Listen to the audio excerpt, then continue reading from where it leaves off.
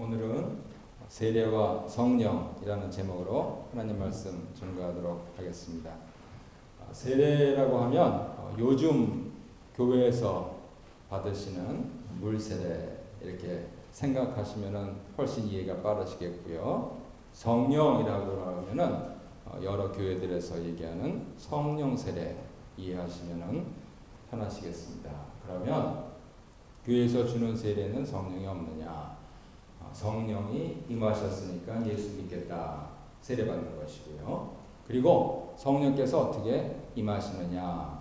물과 피와 성령으로 임하신다 하시는 요한일서 말씀처럼 그렇게 성령 중심으로 우리가 신앙생활하고 예수 믿는 사람으로 흔히들 그리스도인이라고 부르는 예수인들의 삶을 산다 하는 것이죠. 우리 1장부터 4장까지 지난주에 말씀 묵상하셨을 줄로 믿는데요. 그랬을 때 그 결과적으로 우리의 신앙생활이 어떠한 모습인가 하는 부분들 대조하면서 말씀드리도록 하겠습니다. 기본적으로 세례든 성령이든 목표는 승리하는 데 있습니다. 그렇죠? 그런데 차이점은 어디에 있느냐 하면은 무슨 승리냐, 어떤 승리냐 하는 것이죠. 그리고 두 번째로는 어떻게 승리하느냐 하는 데 있습니다. 그리고 세 번째로는 누구를 위한 승리냐.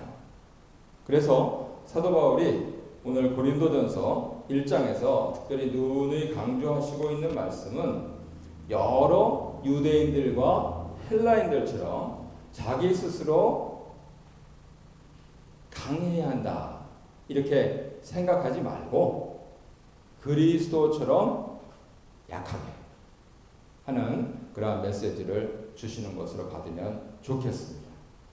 그래서 좋은 학교를 나오고 많은 돈을 벌고 하는 것이 궁극적으로는 모두 다 우리가 화폐를 더 많이 축적하기 위해서. 왜 그러느냐? 우리 스스로 강해지기 위해서. 왜 그러느냐? 이 세상 멋지게 승리하며 살기 위해서. 그렇게 하는데 성경에 가르치시는 바는 그리스도께서는 승리하셨다는 거예요. 십자가에 죽으셨지만은 연약한 모습으로 죽으셨지만은 약한 모습이셨지만은 승리하셨다는 거예요. 그래서 그 이치를 깨달아 알라 이렇게 말씀하시는 것이죠. 지금 고린도전서 말씀은 예수님을 안 믿는 세상 사람들한테는 상관이 없습니다. 예수님을 믿기 때문에 지교회에 모인, 특별히 1세기에는 고린도 지역에 모인, 21세기에는 우리 미시사가 우리 교회에서 예배를 드리니까 미시사가 우리 교회에 모이신 지금 수십 명의 분들에게 말씀을 하시고 있는 것이죠. 그랬을 때 우리가 어떻게 하나님 말씀을 제대로 받을 것인가 하는 것을 사도 바울은 오늘 본문에서 세례와 성령으로 구분해서 말씀하시고 있는 것입니다.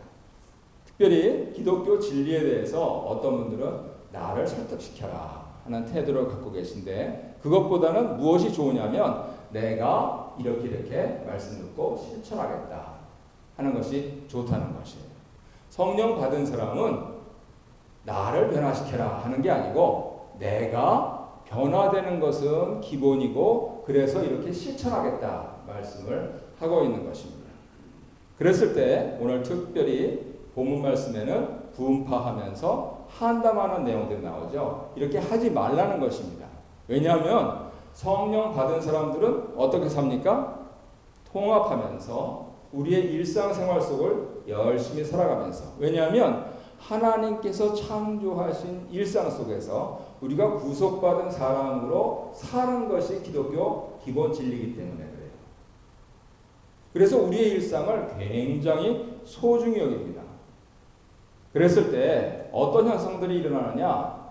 나는 아볼로파다. 나는 바울파다. 나는 게바파다. 게바는 베드로를 가리킵니다. 심지어는 나는 그리스도파다. 이렇게 말씀하시는 분들이 있어서 분파하면서 한담하는 일이 일어났습니다. 사실은 이거는 어느 교회나 있는 일이에요. 이 그림 혹시 우리 은퇴 권사님들은 기억하실 텐데요. 옛날에 옥빌에서 우리 성경 공부하실 때 기억 안 나시는지 모르겠네요.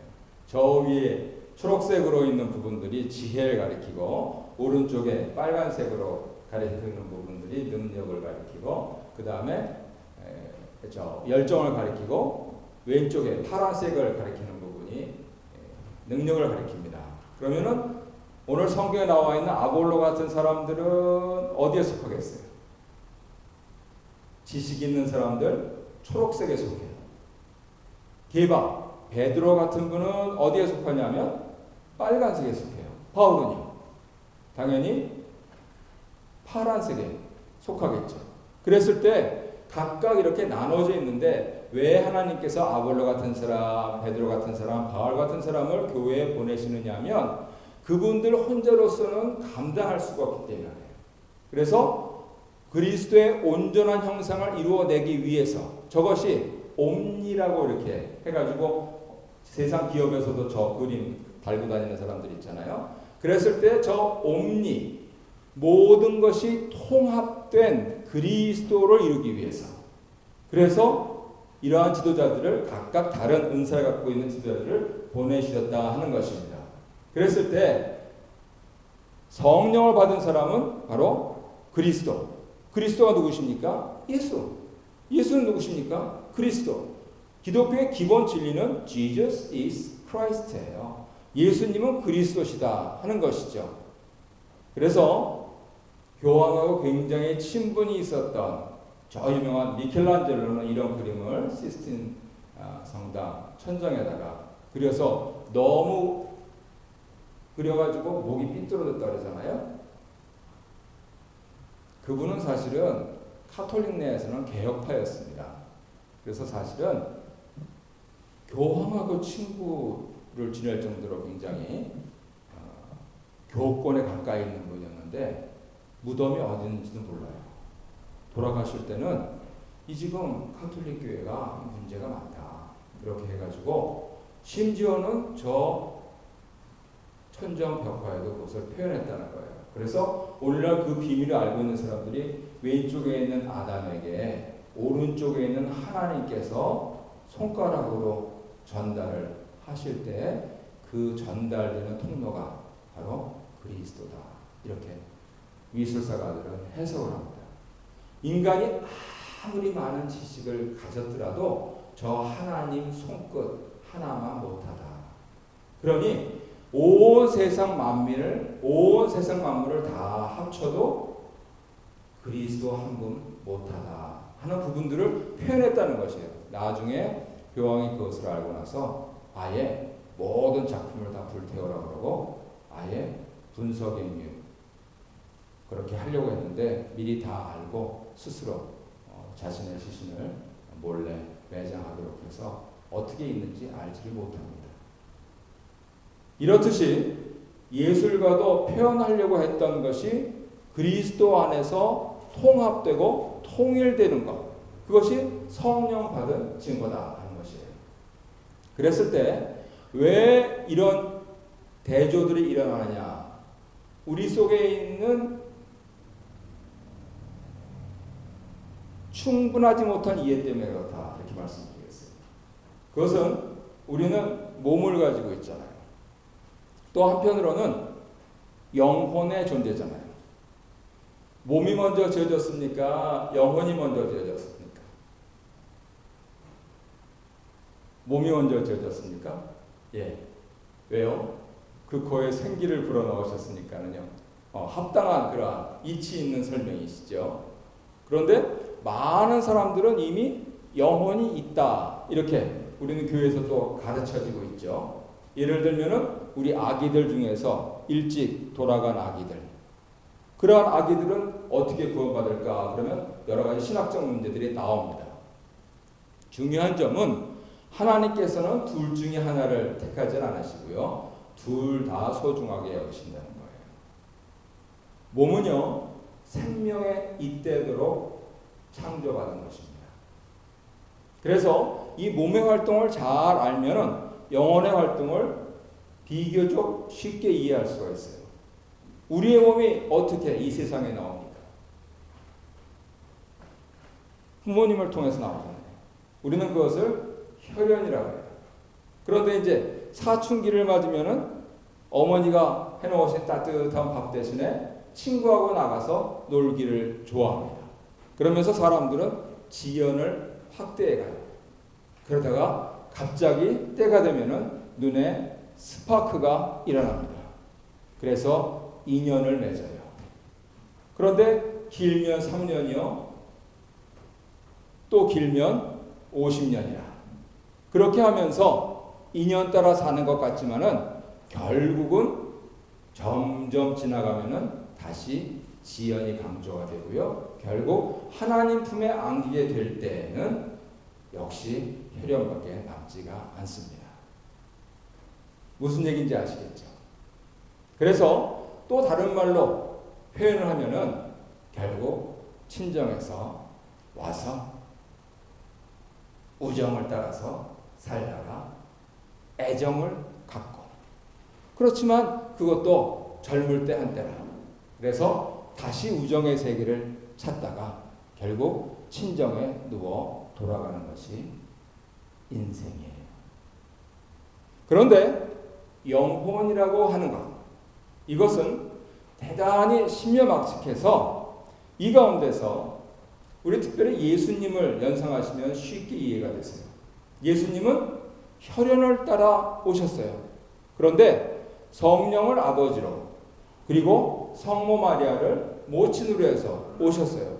그런데 출가하실 때는 누가 내 모친이며 내 형제 자매냐 하시면서 마치 출가하듯이 표현을 하시고, 여기에는 하나님 말씀을 듣는 사람들이 다 내 모친이여 형제 자매가 아니냐, 이렇게 넓게 넓혀 놓으셨어요. 그만큼 혈연이 희석이 된 겁니다.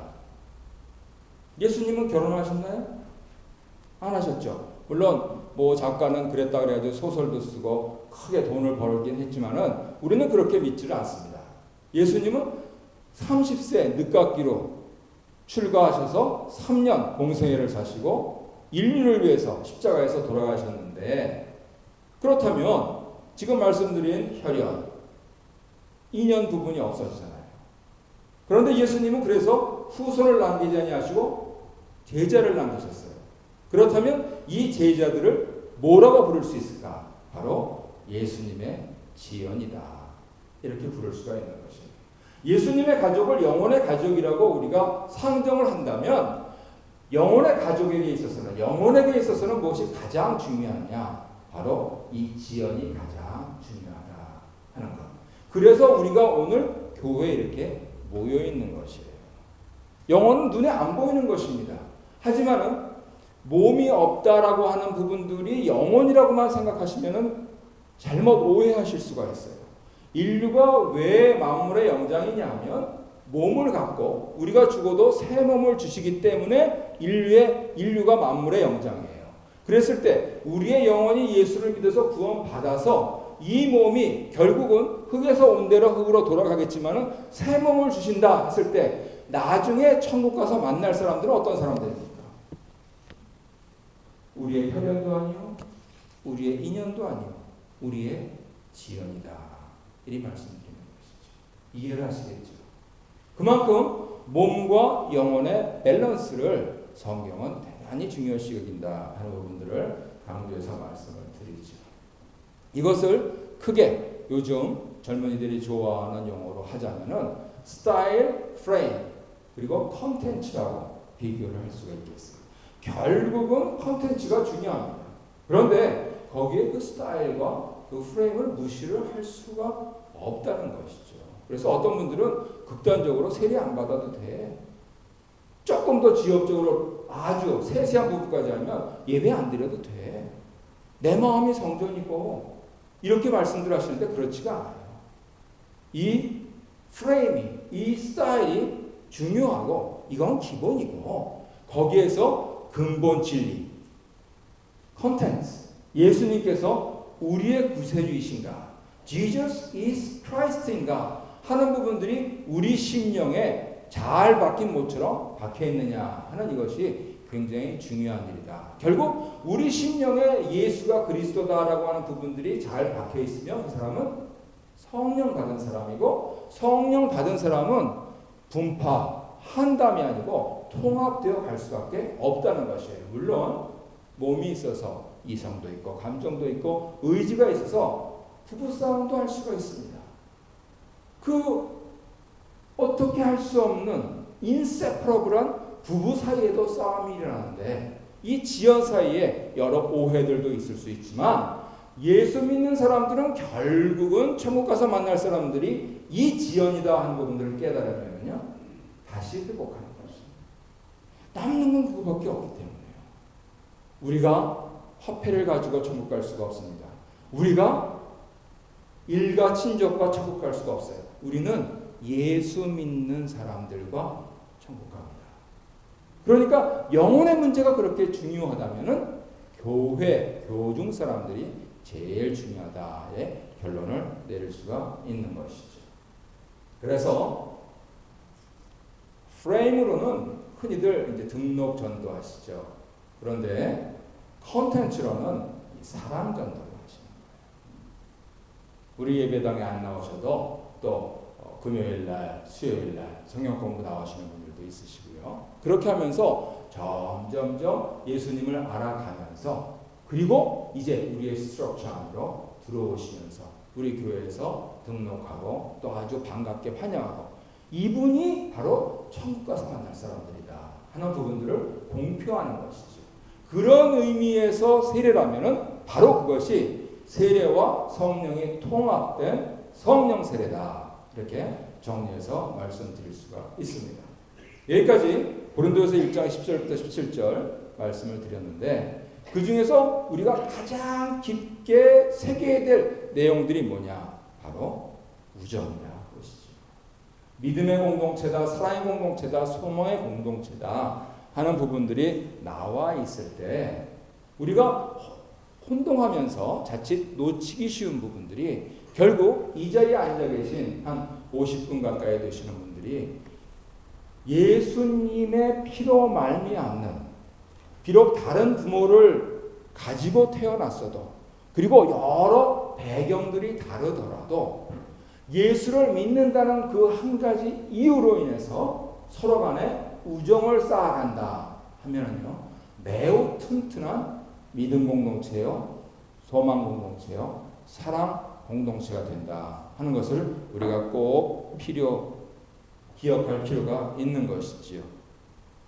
예수님께서 동전의 양면과 같은 베드로와 가룟 유다를 두고서 어떤 사람은 배신을 했고요. 어떤 사람은 배도를 했어요. 그런데 배도 이런 사람은 그냥 저 혼자 죽게 내버려 뒀습니다.